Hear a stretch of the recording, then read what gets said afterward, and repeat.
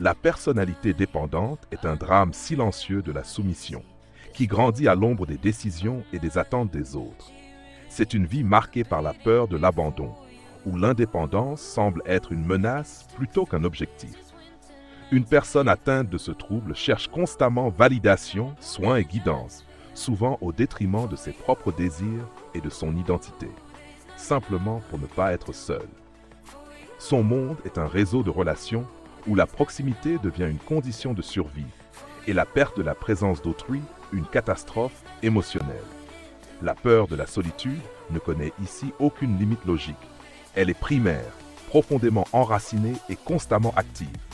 Chaque décision, même la plus petite, peut paraître écrasante si personne n'est là pour la valider.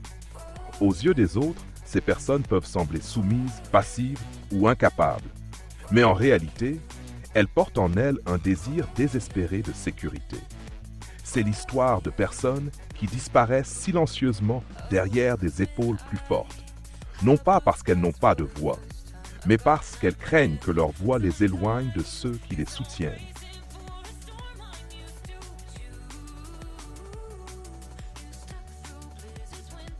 Une relation avec une personne ayant une personnalité dépendante est une expérience d'intimité profonde qui peut, avec le temps, se transformer en une implication émotionnelle excessive. Au début, tout peut sembler harmonieux. La personne dépendante est chaleureuse, loyale, pleine d'engagement et de gratitude. Souvent, elle idéalise son partenaire, le considère comme une autorité et une source de sécurité. Le besoin de contact constant, de confirmation de l'amour et d'approbation peut paraître intense, mais à première vue, inoffensif. Cependant, avec le temps, cette proximité commence à devenir un fardeau.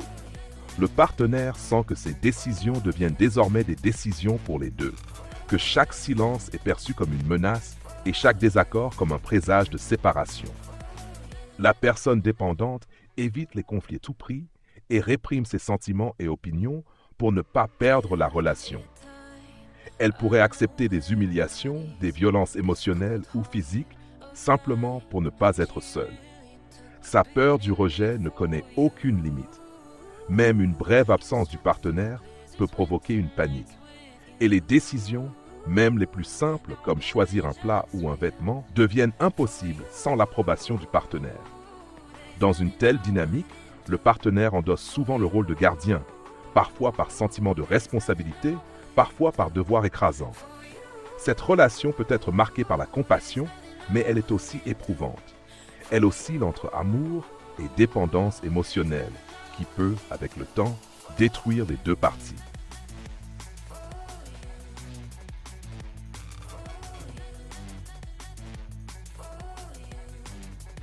Le diagnostic d'une personnalité dépendante repose sur un schéma comportemental persistant de soumission, d'obéissance et d'une forte peur de la séparation, qui se développe au début de l'âge adulte et se manifeste dans divers contextes de la vie.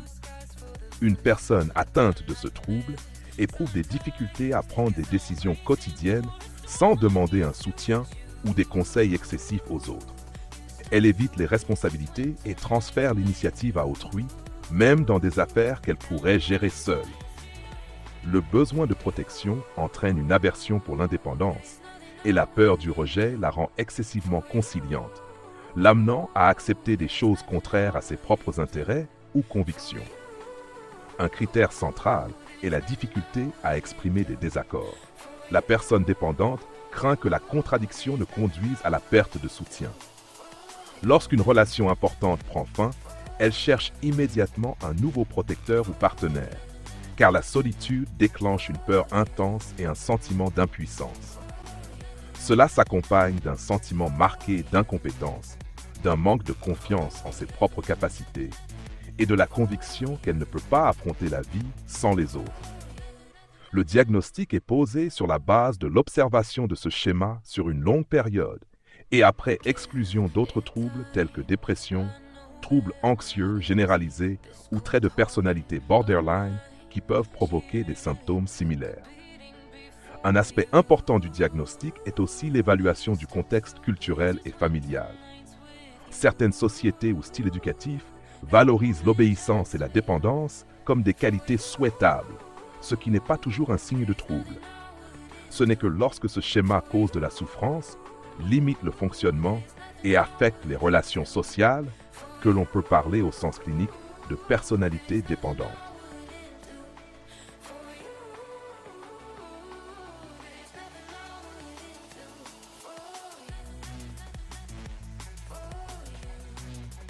Dans un cas, une jeune femme est restée des années dans une relation qui n'était plus réciproque depuis longtemps.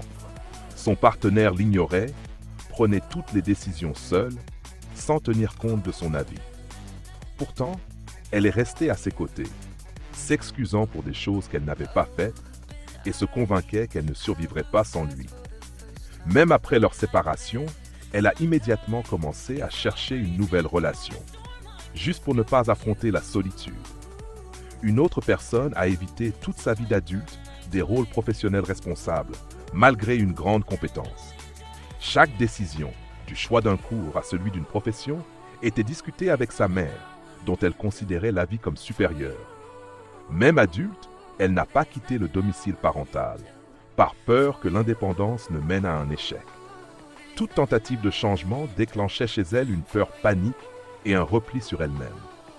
Dans un autre cas, un homme vivait à l'ombre de sa partenaire dominante, qui décidait de tout, des finances, des amis et même de la façon dont il devait s'habiller. Malgré le manque de respect de sa part, il est resté avec elle, convaincu qu'il ne pourrait pas gérer le quotidien seul. Il croyait ne rien mériter de mieux, et qu'une séparation serait une catastrophe qu'il ne pourrait pas surmonter. Dans une autre histoire, une personne changeait d'amis et d'opinion selon l'environnement, dans une tentative de s'adapter à des personnalités plus fortes. Elle était toujours prête à s'abandonner pour gagner l'approbation des autres. Elle n'avait ni conviction ni besoin propre. Elle vivait à travers les autres, se nourrissait de leur présence et de leurs décisions. Sans personne à ses côtés, elle se sentait comme en train de disparaître.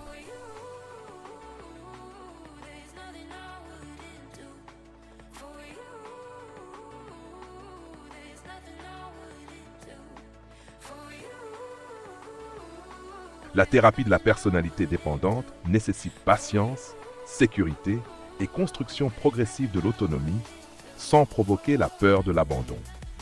Le plus souvent, on utilise la psychothérapie individuelle, en particulier l'approche cognitivo-comportementale, qui aide la personne concernée à reconnaître et remettre en question ses schémas de dépendance, à développer la pleine conscience, à prendre des décisions et à renforcer la confiance en soi. Un point central est la reformulation de croyances telles que « je ne peux pas me débrouiller sans les autres », en pensée plus réaliste et soutenante. La relation thérapeutique devient alors la base, un espace sûr où la personne dépendante peut expérimenter pour la première fois un contact sans peur du rejet, tout en évitant une relation symbiotique. Le thérapeute maintient les limites, modèle l'indépendance et soutient le développement de l'identité, sans prendre le contrôle de la vie du patient. La pharmacothérapie n'est pas un traitement primaire, mais peut être utile pour soulager des symptômes associés tels que l'anxiété généralisée ou la dépression. Les médicaments sont généralement utilisés temporairement et en complément dans le cadre d'un processus psychothérapeutique global. Le soutien des proches joue un rôle essentiel. Les personnes vivant avec une personne dépendante se sentent souvent dépassées, tiraillées entre compassion et frustration. L'information, la participation à une thérapie familiale ou à des groupes d'entraide les aide à mieux comprendre les mécanismes de la dépendance et à poser des limites saines. L'objectif du soutien n'est pas l'isolement des autres, mais la construction de relations mûres et réciproques, où la proximité ne signifie pas la perte de soi. Il s'agit d'un processus à long terme, dans lequel de petits pas vers l'autonomie constituent la base d'un véritable changement.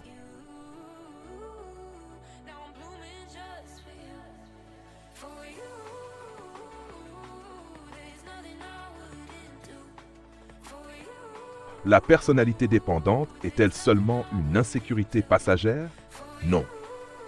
Il s'agit d'un schéma comportemental durable qui influence de nombreux aspects de la vie.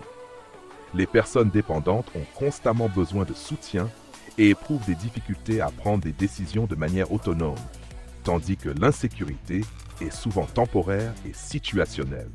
Une personne avec une personnalité dépendante a-t-elle toujours besoin de quelqu'un à ses côtés? Pas toujours, mais au début, elle dépend fortement de la présence des autres. L'objectif de la thérapie est de développer l'autonomie afin qu'elle puisse fonctionner seule sans perdre la capacité à entretenir des relations saines. Comment reconnaître une personnalité dépendante chez une personne proche? Les caractéristiques typiques sont l'évitement de décisions sans soutien, une soumission excessive, la peur de l'abandon et le besoin constant de validation des sentiments. La personne sacrifie souvent ses propres besoins pour maintenir la relation. Une personnalité dépendante peut-elle changer? Oui. Grâce à la thérapie, les personnes apprennent à développer leur assertivité, à reconnaître leurs schémas et à construire leur indépendance. Le processus est long, mais le changement est possible. Les médicaments sont-ils nécessaires dans la thérapie de la personnalité dépendante? Les médicaments ne guérissent pas le trouble lui-même, mais peuvent aider à soulager les symptômes associés tels que l'anxiété ou la dépression. Ils sont toujours utilisés en complément de la psychothérapie. Comment les proches peuvent-ils soutenir une personne dépendante? En favorisant l'autonomie, en posant des limites saines et en évitant de prendre le contrôle. L'information et les groupes d'entraide aident à mieux comprendre les mécanismes de la dépendance. Les personnalités dépendantes sont-elles plus fréquentes chez les femmes? Statistiquement, oui, mais chez les hommes, cela peut ne pas être diagnostiqué car ils expriment la dépendance différemment et sont perçus autrement en raison des attentes sociales. Les personnes dépendantes peuvent-elles mener une vie épanouie? Oui. Une thérapie adaptée et un soutien adéquat permettent de développer l'autonomie et de construire des relations saines et satisfaisantes. En quoi la personnalité dépendante diffère-t-elle de la personnalité borderline? La dépendance se caractérise par une peur constante de l'abandon et la soumission, tandis que le borderline se manifeste par des sautes d'humeur soudaines, de l'impulsivité et des relations instables. Ce sont des mécanismes et symptômes différents. Quels défis se présentent dans la thérapie des personnes dépendantes? Surmonter les peurs et les schémas figés, renforcer l'estime de soi et apprendre à prendre des décisions. Cela demande de la patience et l'introduction progressive de changements pour ne pas provoquer de menaces.